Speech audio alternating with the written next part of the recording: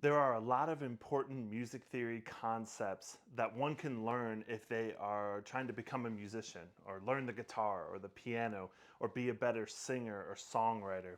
There's so many different concepts to learn that it can feel really overwhelming.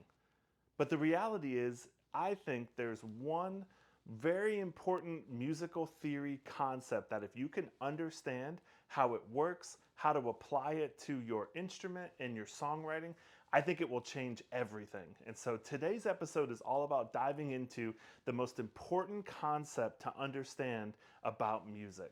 Let's discuss in the newest episode of the KF Music Studio podcast. I am your host, Kevin. Thank you so much for joining us today, man. I'm so glad that you're here to talk about this really important musical theory concept. And if you haven't, take a second, go to our Instagram page at KF Music Studio and give us a like, give us a follow. Man, that really helps to push out this really great content that I'm making just to help you become a better musician, right? And if you haven't been to kfmusicstudio.com, I have a free guide as a companion to this episode that is the 9 building blocks of music theory. It's my free gift to you. It's something that I've learned in 25 years of being a musician. I've compiled it down into the 9 starting places, the starting place to start your musical journey, and it's all there. It's my free gift to you. Go to kfmusicstudio.com, check it out, and I would love for you to dive in to that free gift for you. But today we're talking about the most important concept that I think there is in music. That if we can understand this, it will change everything about how we approach the study of music, the writing of music, the practice of music, everything, okay? And today we're talking about the major scale, right? There are so many different concepts that are important to know when you are starting or continuing your musical journey and trying to get better and better every day that it can be tough to know where to start, right? And so I think where you want to start is the major scale. Okay, so today we're going to talk about why the major scale is so important, what it does to help us understand, and it's my hope at the end of this you walk away saying, you know, I may not understand everything about music, but I at least understand the importance of that major scale. All right, so let's dive in. So, what is the major scale? What does it do for us, and what is it? And so, I've compiled 6 ideas here that the major scale does for us. That, again, if we can understand it, if we can understand how it works for us, it's going to change everything. And so the major scale at first, it tells us what notes naturally fit together and which ones naturally don't, given the basic key or the scale you're working in, right? So almost every song you have ever heard exists inside of a key, has a major or minor scale that's attached to it. Now, the reality is that even though we say that notes fit or don't naturally fit, I think that's the terminology I like to use. I don't like to say that which notes are right or wrong because I do think that you can work in some of those wrong notes and they will still sound great. But it's important to know that the major scale basically tells us which 7 notes, when grouped together, fit really well, and the other 5, which ones add extra color to what we're doing there. Right, and now it all depends on what note is the root. And so as we back up, let's talk about how we build a major scale. This is all covered in that free gift I have for you. But every major scale, if you think back to when you're in elementary music or in choir or maybe in band, you've heard that sound of the major scale, the do, re, mi, fa, sol, la, ti, do. That's the solfege, the major scale, right? Well, that major scale tells us when we use this note as a root, and there's only 12 notes that we can use in music. There's 7 natural ones and 5 accidentals. So we pick any one of those. When we use that note as the root, these are the other notes that fit together in what we would call the major scale. Okay, and so knowing the major scale, how it fits around each of the roots, it just tells us what notes naturally fit together and which ones naturally don't, right? And I think that knowing the major scale is so important because it helps give you language around things that your ear has already figured out, has already picked up, but you now know why it sounds that way, right? And I think the study of music theory is just understanding why certain things sound the way they do. Why does a major scale sound the way it does? Why, if I'm in the key of C and I use a C major scale, why when I play a G major chord, why does it feel like it wants to go back to the tonic or to the one, to the C chord?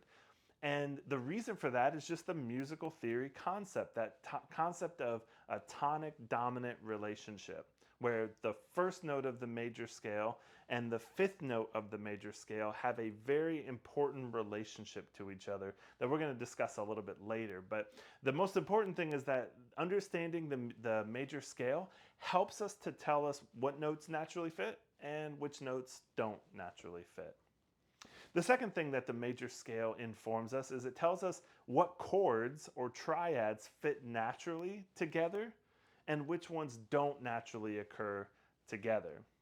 And this allows our music to have direction and function, right? It allows us to know if I'm in the key of C, that a C major chord and a D minor chord built off the second scale degree and an E minor chord and an F major chord and a G major chord and an A minor chord and a B diminished chord, the 7, why those 7 notes seem to fit really well together and why they seem to have different functions when we play something in the key of C, right? So we need to understand how to build a major scale and how to build triads off of each of those notes in the major scale, because it tells us what chords naturally fit, and it just gives the music function, right? And so most of what we hear in today's music is what we call functional harmony.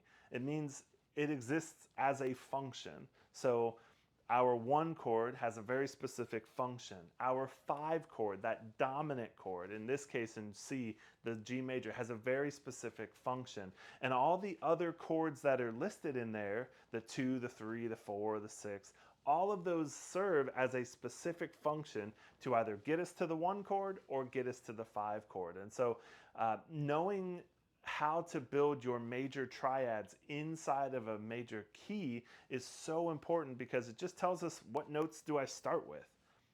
And if you're a songwriter and you've ever looked at all the different options you have, understanding how to build a major scale and how to write songs inside of a key is so important, because it narrows down your choices from hundreds of different chords to, hey, I'm going to start with these 6. And when you have these 6, you have a little bit of a guide to give you a starting place. Now, it's important I say it's a starting place, because creatively you can do whatever you want to do. But if you write your music in such a way that it has function to it, then you'll be able to create the desired emotion that comes along with it. And that's why it's so important, whether you're a singer or a songwriter or somebody on your worship team or even a drummer or a singer, like everybody should understand how to build a major scale, what notes naturally fit and which ones don't.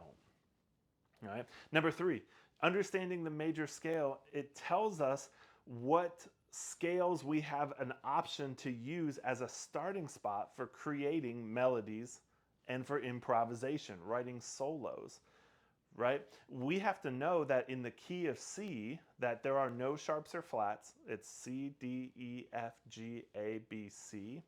We need to know that as a starting place to write some melodies.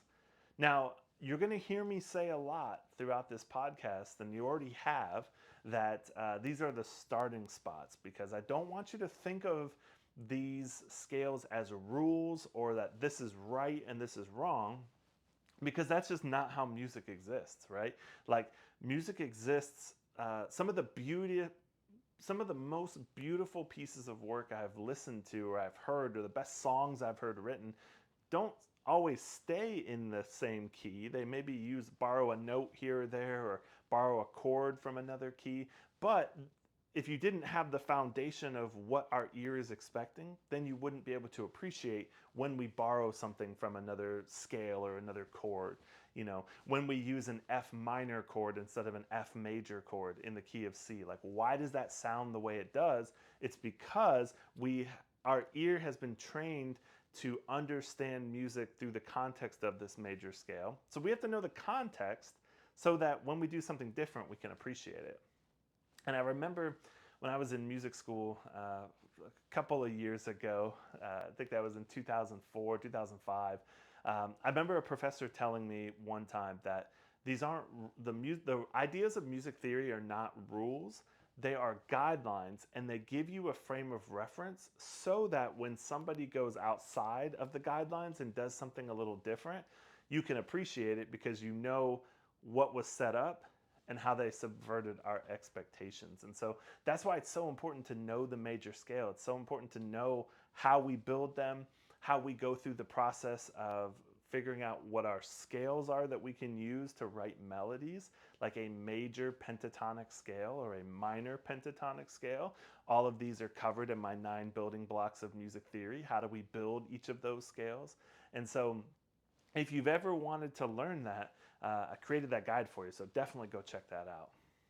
Number 4, it tells us what shapes to use on the guitar and on the bass, right? So if we understand how we build a major scale, if we understand what chords naturally fit inside of every key that we're playing, then we know what shapes to use on the guitar, and we know what shape to put our hands in on the bass, and to a lesser extent on the piano as well. But it's helpful to know what shapes we're using. If we're doing a song on Sunday at church in the key of G, well, then I know I need to play my G shapes. I need to play the chords that fit inside of the key of G. And the cool thing, a little bonus tip for you, is if you play guitar and let's say you're doing a song in the key of A flat, and you're like, ooh, I don't know the chords in the key of A flat. Well, A flat is a half step above G.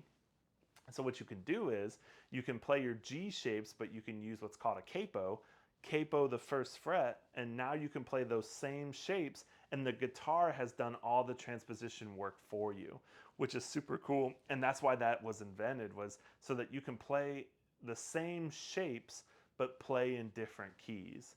And that's the other important thing about knowing the major scale and know how we build it, is that it just informs the shapes that we use, and it informs what chords we can use, and what chords we can use for writing, and what chords that will naturally exist inside of that key. Okay. Number 5, knowing the major scale, it tells us what notes or chords create tension and which notes or chords resolve that tension. So at its core, I've believed this for years, that music is all about tension and release, right? A good song sets up tension and relieves that tension. Now, that's oversimplifying it, but you actually know this to be true, because if you've ever listened to some kids' music, or if you've ever played something that's just geared at kids, there's not a lot of tension in there. It's not designed to have a lot of tension, right? It's designed to be safe and easy to sing and easy to pick up on, super easy for our kiddos, right?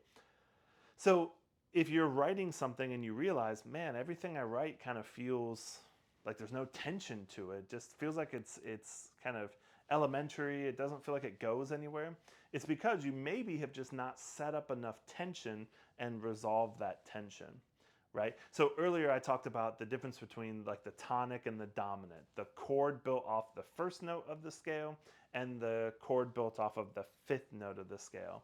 And those 2 chords are so important to functional harmony, because that 5 chord really wants to resolve back to the 1 chord. When you play a 5 chord, your ear is telling you, I want to go back home. I want to go back to the 1 chord, right?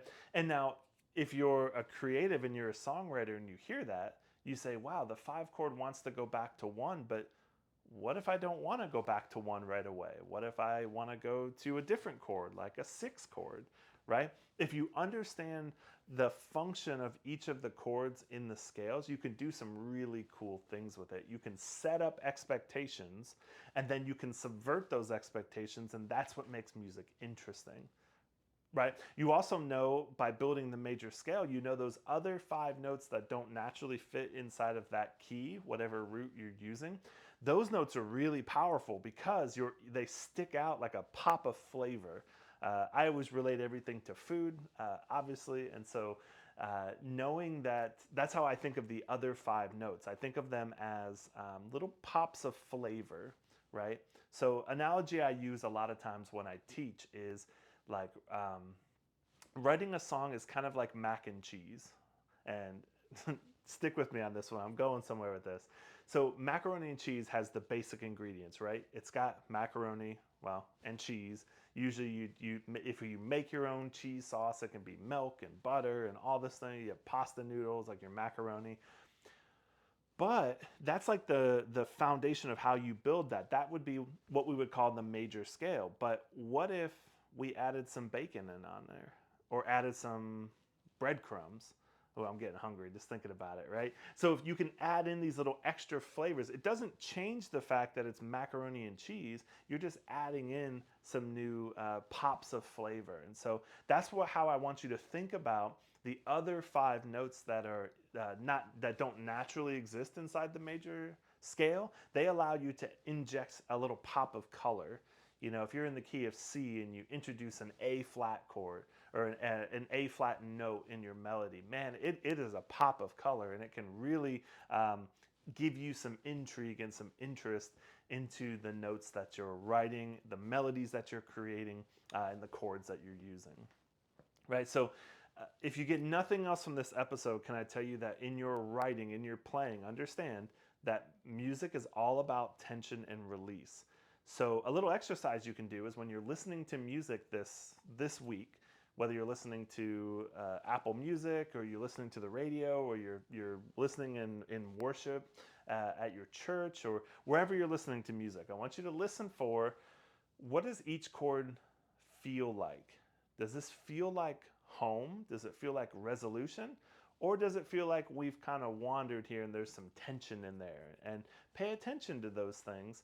And music theory, the study of the major scale, is all about being able to understand those relationships and to be able to do things intentionally versus trial and error and figuring them out accidentally, right? So that's why I think it's important to know those, because you want to do things intentionally. You don't want to leave it up to chance, right? You want to, if you're going to do something, if you're going to write something, if you're going to create something, you want to know, if I do this, I'm going to set up this little tension and I want that, versus you accidentally stumble into it. Because I do think you can accidentally stumble into a lot of music theory ideas, but if you understand why it sounds that way and how you achieve that, then you'll be able to reproduce it and you'll be able to do it, and you'll be able to add it to your musician tool bag, as I like to call it, right? It's just like a little trick you can add, and you're like, oh, this will set up this feeling here, and that's what we want. And so I think understanding how to build a major scale and understanding the triads that fit inside of there, man, it can really help you set up tension, create tension, and resolve that tension, which is the building blocks of everything we do in music. And number 7, last but not least, understanding the major scale, it also informs us how to build the relative minor scale, and is used as a reference for all the chords, tones, and different chords you can use in the minor key. So how I like to teach this in my private lesson practice is every major scale has a relative minor scale, and they're always related. They share the same key signature. They share the same notes. They just have a different root, a different start of the scale. So using C major as our example, if we did C, D, E, F, G, A, B, C, if we started on the 6th scale degree, which would be A, and we went A, B, C, D, E, F, G, using the same notes, we would have an A relative minor scale. And how I like to teach the relatives is just like our relatives. We come from the same blood. We're made of the same material, the same genetic material. So if you think of them that way, the minor is just kind of like like the flip side of the major scale. And so sometimes minor can be really tricky because there are three forms of minor that can get kind of confusing. In fact, that's a topic I cover in the 9 building blocks of music theory, the different minor scales and how we use them. So definitely check that out. But we have to know the major scales so that we understand the minor scale. And uh, I see this a lot with guitar players. The first scale they learn is the minor pentatonic scale. And that's great. It's a super easy pattern to jump into and to kind of start jamming and super fun. But I want you to go a little deeper than that. Like I don't want you just to know a couple of patterns and just play them, but not know what they are or know how to use them. And so one of the things I do in my private lesson practice, which you can take lessons with me online at kfmusicstudio.com, like I make sure that we don't just teach you a pattern, but we also talk about what the pattern is, how we use it, and also how you can extend it on different parts of your guitar, different parts of your piano, your bass, whatever instrument you're playing. Because it's important to not just know the shape, but you want to know how we build it. You want to know what it does, what's the function, and then also how we can adapt it, how we can change it, modify it slightly to get it to do the things we want it to do.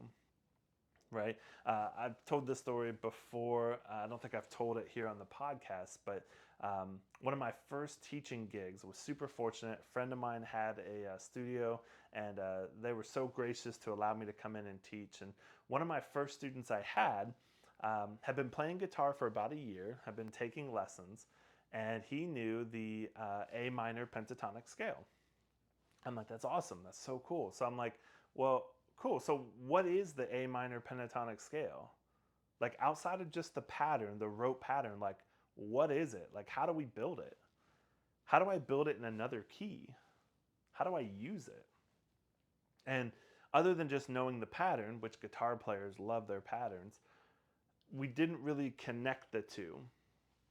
And so if you know that a relative minor scale is just the flip side of a major scale, it just has a different root, then you also can kind of draw the conclusion that a minor pentatonic scale also is the same as the relative major pentatonic scale. They're the same notes.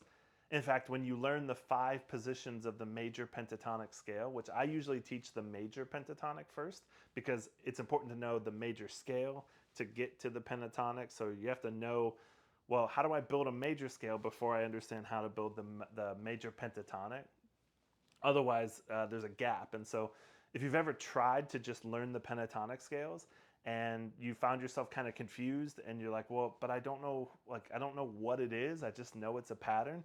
That's usually why, because you learn the pentatonic scale without learning the major scale. And so I think it's important to understand the 7 notes in the major scale, understand how we build them, what the functions are, what chords naturally exist. And if you can do that, man, it's going to really change everything about how you think about music. It's going to change what chords you will use when you write. It's going to change if you play on a worship team. It's going to change your understanding of what the numbers they're being called. The Nashville number system literally comes from knowing the chords that exist in a major scale. So that's also something I cover in that 9 building blocks free gift to you is how do we build the number system? How do we understand how we call chords and learn chords fast? Because if you can understand the major scale and the number system, man, you can make the learning of music so quick because you just put the two together and you're off and rolling. All right, so the 6 things that I think the major scale is so important to know. It's the most important musical concept. Here's the 6 reasons that it tells us what notes naturally fit and which ones naturally don't. It tells us what chords naturally fit and which ones don't naturally fit together. It tells us what scale to use as a starting spot for creating melodies and improvisation. It tells us what shapes we are to use on the guitar or on the bass or on the piano. It tells us the notes of the chords, which ones create tension and which ones resolve that tension. It also informs us of the relative minor scale, and it's used as the basis for how we refer to chords in a minor key.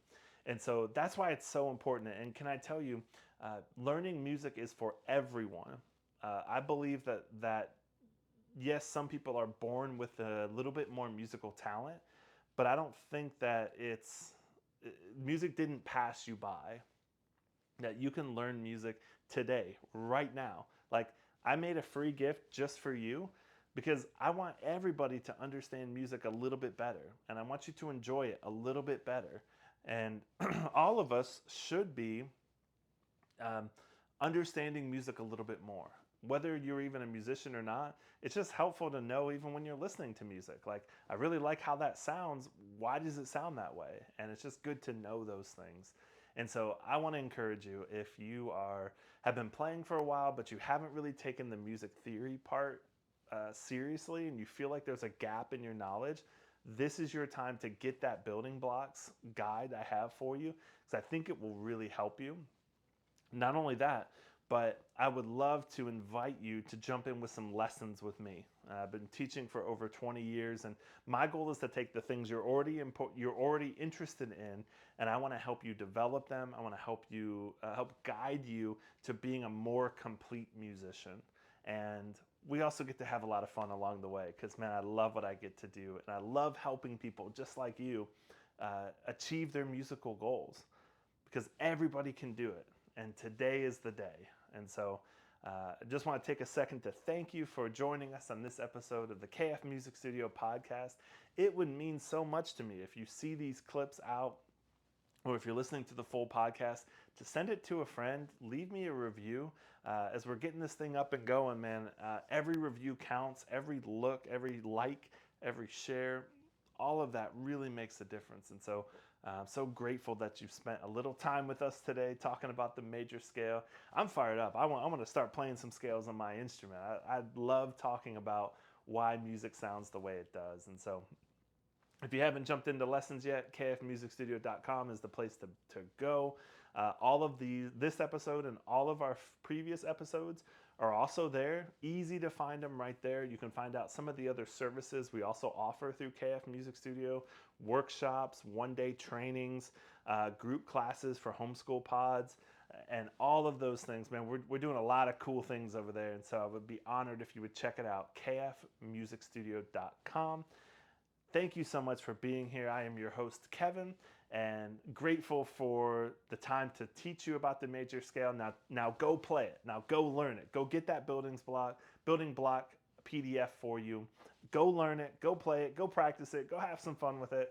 And I will see you on the next episode of the KF Music Studio podcast.